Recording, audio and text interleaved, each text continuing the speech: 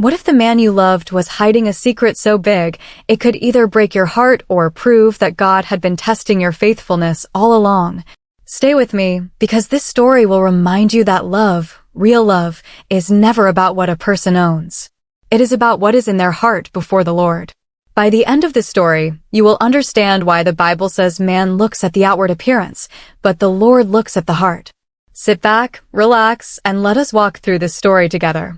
In the city of Millbrook Heights, on a quiet evening when the sky was turning orange and the evening breeze carried the smell of roasted corn from a nearby vendor, a man named Caleb walked slowly beside the woman he loved. Her name was Grace.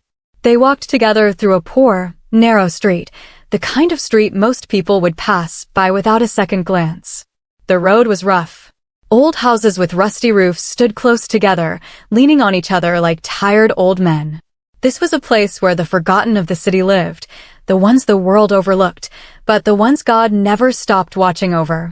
Grace looked around slowly, her eyes taking in every crack in the walls, every patch of rust on every roof. This was not the kind of place she imagined Caleb called home. She had asked him many times before where he lived, but every single time, he only smiled and gently changed the subject. At first, she brushed it off. But as the weeks passed, a quiet suspicion had begun to grow in her heart, the kind of suspicion that whispers, he is hiding something from you.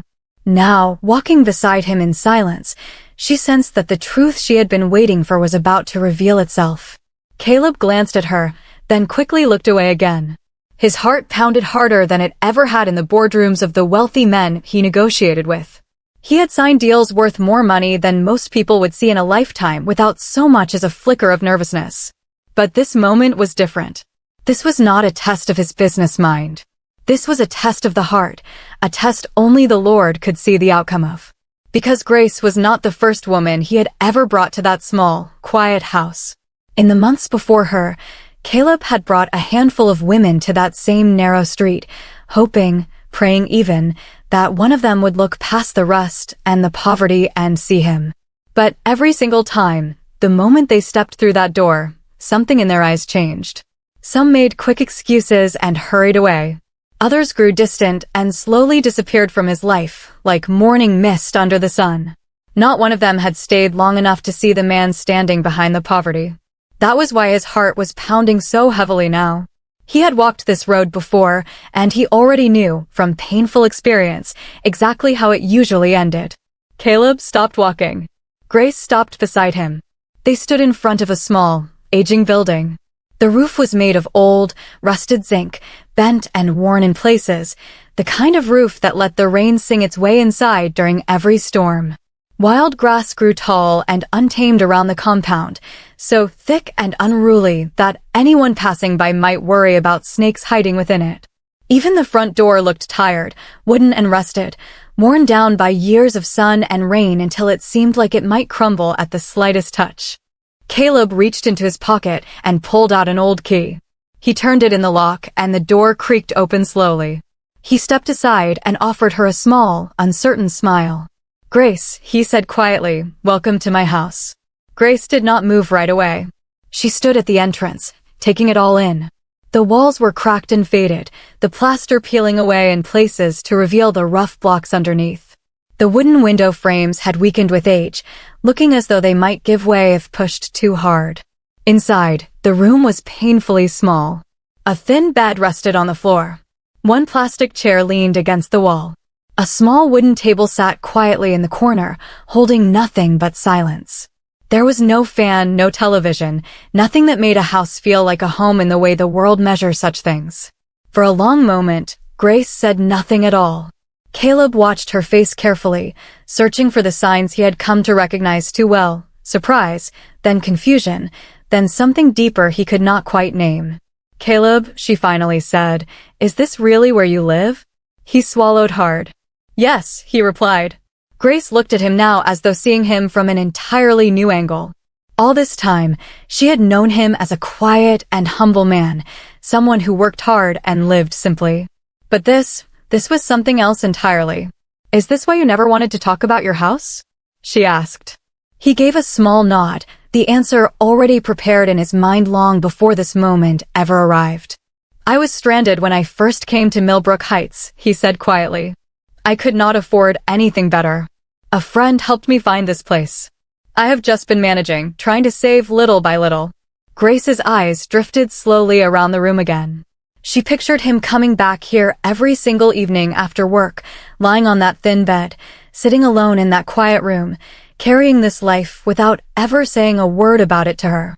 A heavy feeling settled deep in her chest. "You should have told me," she said softly. Caleb looked down at the floor. Grace stepped further into the room. She reached out and touched the plastic chair lightly, then turned back to face him. "Why would you hide something like this from me? Did you think I would laugh at you? Did you think I would look down on you?" He shook his head quickly. "No, that is not what I thought." "Then what were you thinking?" she asked. He sighed. "I was scared." "Scared of what?" She pressed gently. Caleb looked into her eyes, and for one brief second, the weight of everything he was carrying felt almost too heavy to hold. "Scared of losing you," he admitted. Grace's expression softened.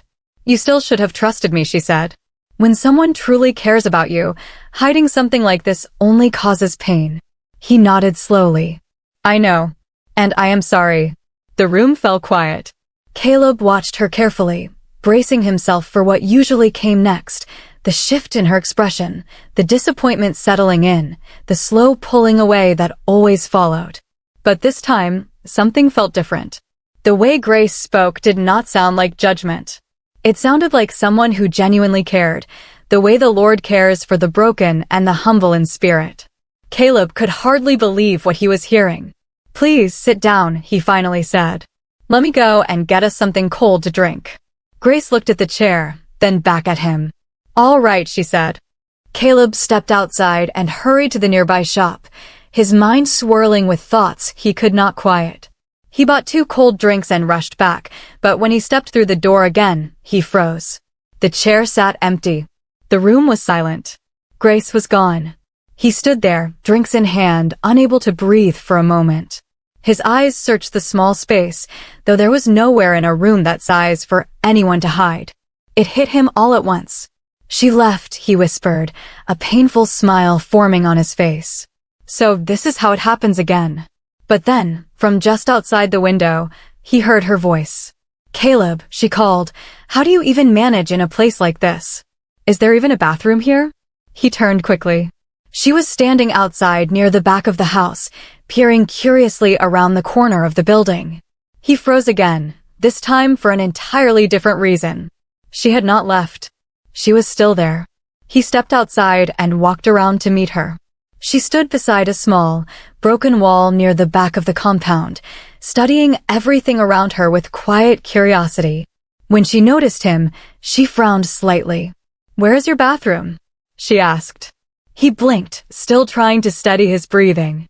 There is a small one behind the house," he said, pointing. She followed his hand and nodded. "Oh, I see it," she said, then looked back at him, noticing the strange expression on his face. "Why do you look like that?" she asked. He hesitated, unsure whether to laugh or feel embarrassed by his own fear. "I thought you had left," he admitted quietly. She looked surprised. "Left?" she repeated. "Yes," he said. "When I came back and did not see you inside, I thought you were gone." She stared at him for a moment, reading the emotion behind his words, then shook her head slowly. "You really thought I would leave you just because of this place?" she asked. He looked down, unable to answer. She stepped closer. "Caleb," she said gently, "do you think I am that kind of person?" He sighed. "I do not know," he admitted honestly. "I have seen many things in my life." She studied him carefully, and for the first time that evening, she saw something deeper in his eyes than embarrassment. She saw pain, the kind that comes from disappointment that has repeated itself too many times. Her heart softened immediately. "Listen to me," she said, stepping closer and placing her hand gently on his arm. "What I feel for you has nothing to do with this house." He lifted his eyes to meet hers. "I care about you," she continued, "not about where you live or what you own." Her voice was calm, steady, sincere. "I love you, Caleb." The words settled powerfully between them. For a moment, he could not move. He had heard those words spoken to him before in his life, but this time felt different. It felt simple. It felt real. It felt like grace, undeserved and freely given. He opened his mouth to speak, but the words caught in his throat. He began, struggling. She smiled gently. You do not have to say anything. Then she pulled him into a warm embrace. He stood still for a moment before slowly wrapping his arms around her, his chest tight, not with fear this time, but with something closer to gratitude. If you have made it this far into the story, I want you to do something for me right now. Drop a comment below with the words, "Still here," and let me know if you believe real love looks past what a person has and sees who they truly are. It means the world to hear from you, and it helps this story reach someone else who might need to hear it today. After a few quiet seconds, Grace pulled back and looked at him. From now on, she said, after work, we will come here together so I can stay with you for a while before I head home. He looked surprised. Here? He asked.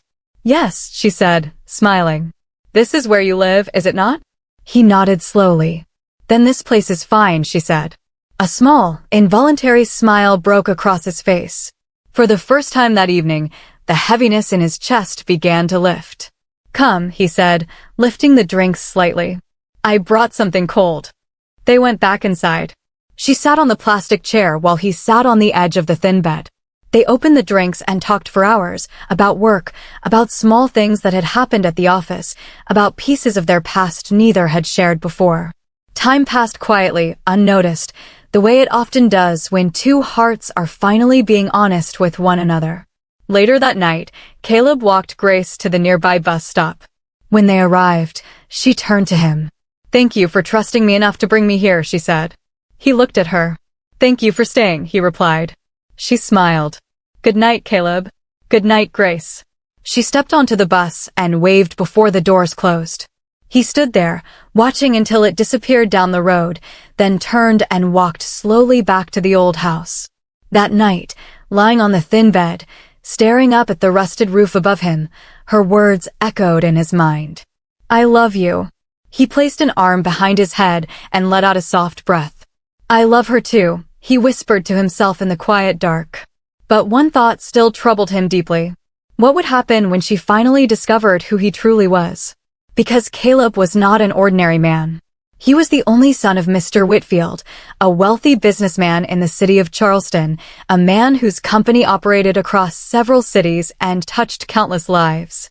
In his real life, Caleb lived in a large mansion, drove expensive cars, and made decisions that shaped entire industries. Yet here he was, lying on a thin mattress inside a crumbling house, pretending to be nothing more than a humble office clerk. All of it had been part of a plan his father proposed after Caleb discovered, painfully, that the woman he once planned to marry had never truly loved him at all, only his wealth and what it could offer her. His father believed that the only way to find someone genuine was to remove the money from the picture entirely and see who remained standing when there was nothing left to gain. So Caleb had left behind his comfortable life and come to Millbrook Heights to live simply, humbly, the way Scripture so often calls us to walk, stripped of the things the world uses to measure worth. At first, it was only meant to be a season, an experiment. But everything changed the moment he met Grace. Caleb stared up at the ceiling and closed his eyes. For the first time in a long while, someone had looked at him without knowing anything about his wealth and had still chosen him. But that truth also created a new and heavier burden. Grace believed he was simply a humble man trying to make his way in the city. She believed this small house was his true home. She believed the struggle she witnessed with her own eyes was his real life. None of it was the whole truth. He sat up slowly and rubbed his hands together. How do I tell her now? He murmured into the quiet room. If he revealed everything, would she feel betrayed, believing he had deceived her from the very beginning? But if he kept hiding it, the weight of the lie would only grow heavier with each passing day. I cannot keep pretending forever, he said softly to himself. He reached for his phone and stared at the screen before finally calling his father. After a few rings, Mr. Whitfield answered. My son, his father's calm voice came through. How are you? Caleb leaned back against the wall. Father, I think I am in trouble. Mr. Whitfield chuckled lightly. What kind of trouble? Caleb hesitated before answering. I met someone. Her name is Grace. There was a brief silence on the line. And what happened with her? His father asked. Caleb took a deep breath. I believe she loves me. But she does not know who I really am. Mr. Whitfield grew quiet for a moment, then spoke again, his voice thoughtful. So the test is beginning to become real. Caleb looked around the small room. Yes, he said softly. And I am afraid of what will happen when she finally learns the truth. There was another pause before his father spoke, his voice gentle but firm. My son, when the heart begins to truly care for someone, fear will always follow close behind. That is only natural. Caleb listened quietly. But remember this, his father continued. Truth may bring pain for a season, but a lie carried too long causes far greater damage in the end. Caleb sighed. I know, he said. His father's voice softened further. If this woman truly loves you, she will come to understand why you were afraid. But when the time comes, do not hide any longer. Love cannot grow in a place where truth is constantly kept in the dark. Caleb looked up at the rusted roof once more. I will tell her soon, he said quietly. Good, his father replied. Because the right woman will not love you only for your wealth or only for your struggle. She will love the man you truly are underneath it all. The call ended, but his father's words lingered in Caleb's mind long after the silence returned. Deep inside, Caleb knew one certain thing. Sooner or later, the truth would have to come out into the light, for nothing hidden stays hidden forever. As the weeks passed, Caleb and Grace grew closer with each passing day. At work, they tried to carry on as though nothing had shifted between them. They spoke professionally in front of their coworkers, focused on their duties, and kept their composure. But people are rarely as blind as we hope they will be. Everyone in the office began to notice the quiet closeness forming between them. Sometimes they arrived together in the morning. Sometimes they left together in the evening. Sometimes, during lunch, they sat outside and talked quietly, the kind of conversation that only happens between two people who have stopped guarding their hearts from one another. Those small, ordinary moments were enough to start conversations among their coworkers. Most watched with simple curiosity. But one man in the office was not pleased at all by what he was seeing, a man named Mr. Grant.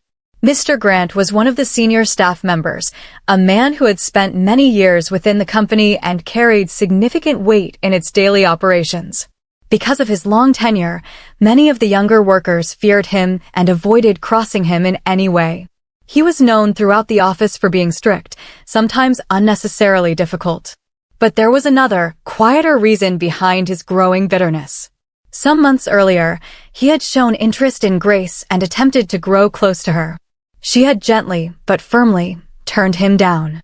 Since that day, he had never been comfortable watching her grow close to another man, especially one he believed to be nothing more than a poor office clerk beneath his notice. One afternoon, while the rest of the staff were quietly working, Mr. Grant called out sharply, Caleb. Caleb looked up from the files he was organizing. Yes, sir. Come here, Mr. Grant said. Caleb walked over. Mr. Grant pointed to a stack of papers on his desk. Take these to the storage room.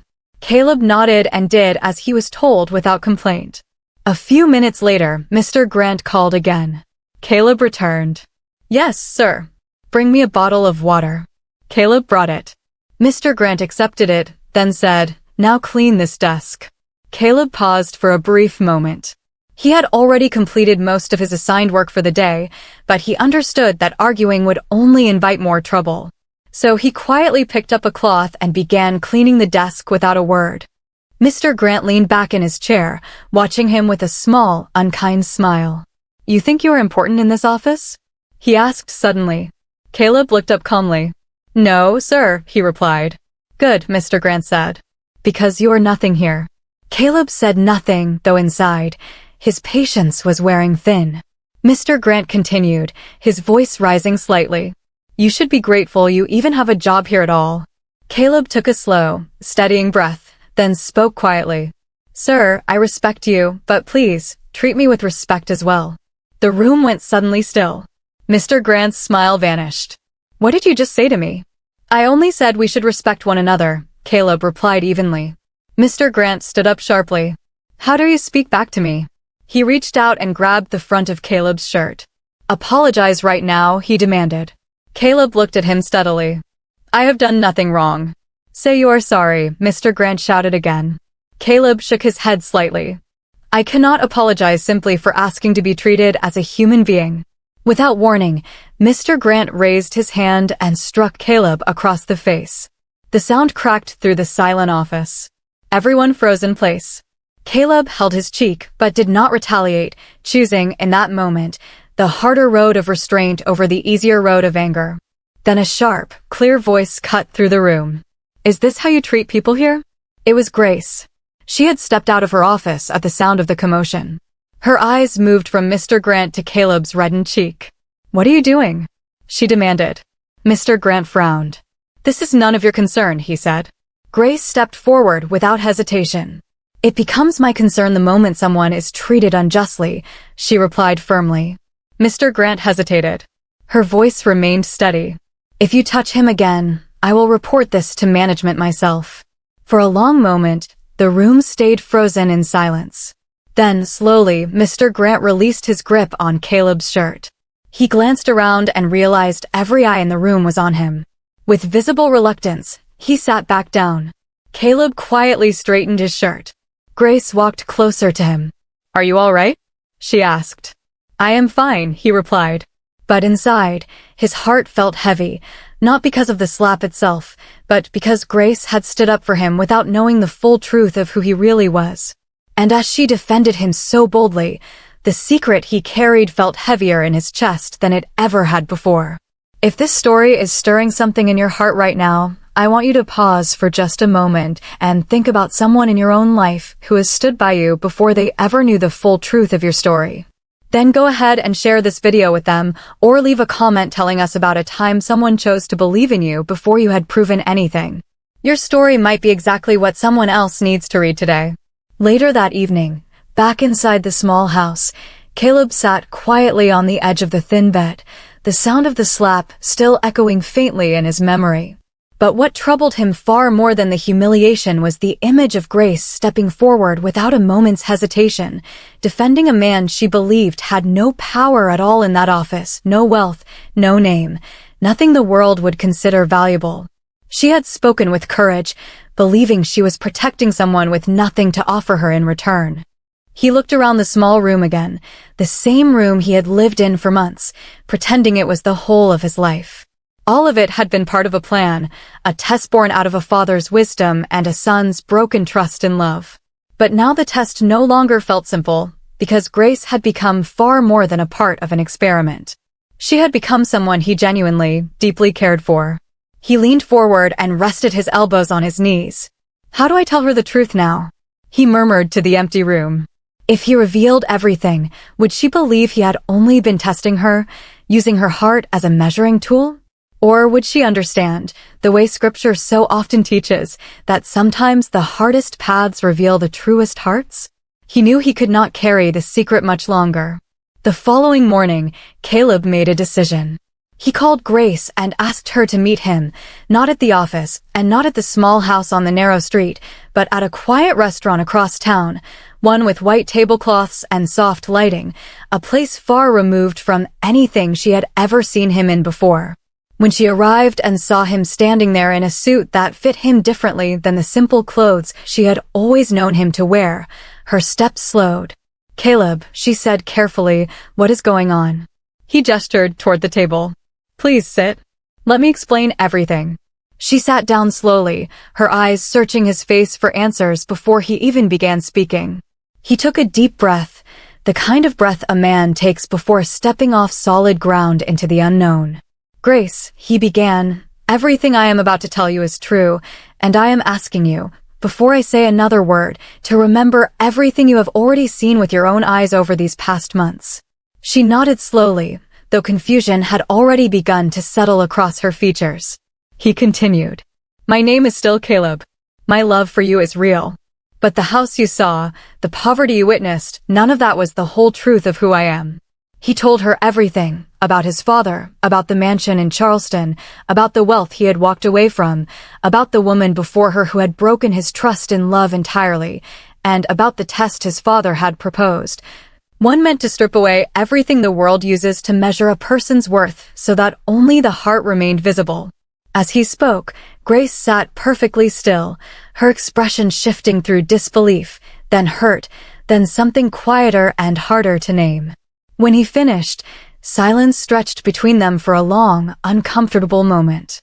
"So all of it," she finally said, her voice trembling slightly. "The house, the struggle, all of it was a test?" He reached across the table, though he did not touch her hand. "It was never a test of whether you were good enough," he said quietly. "It became a test of whether I was brave enough to trust that love could still be real." She looked down at the table, processing everything at once. "I do not know what to feel right now," she admitted honestly. "I understand," he said.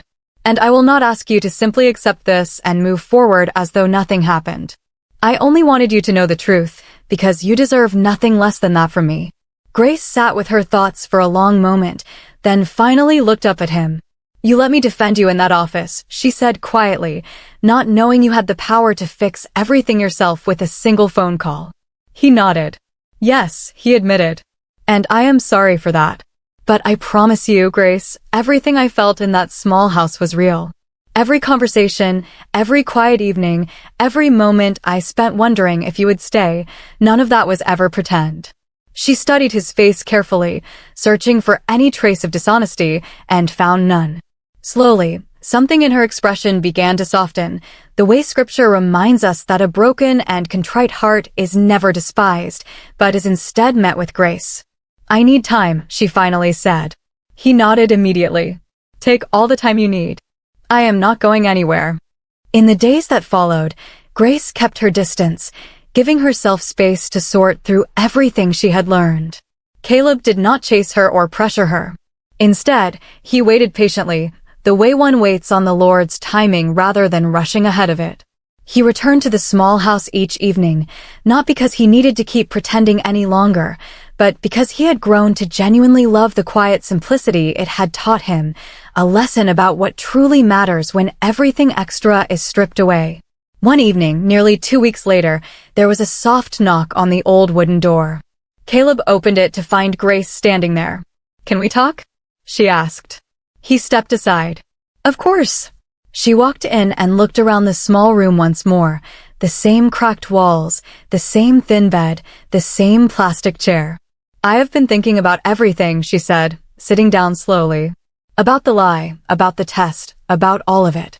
He sat across from her quietly, giving her the space to speak. "At first, I was angry," she admitted. "I felt foolish for not knowing, for defending a man who did not need defending, at least not in the way I believed." He listened without interrupting. "But then I kept thinking about something," she continued. "Every single moment I spent with you in this house was real to me. My feelings were real. My choice to stay was real. And nothing about your wealth changes any of that." Caleb felt something loosen in his chest, a weight he had carried for so long it had become part of him. Grace looked at him steadily. "What I need from you now," she said, "is not more wealth and not more comfort. What I need is your honesty from this moment forward. No more hidden rooms in your heart." He nodded, his voice thick with emotion. "I promise you that," he said. "From this day forward, there will be nothing hidden between us." She reached across and took his hand, the same simple gesture she had offered him weeks earlier in that very room, before either of them knew how far this journey would carry them.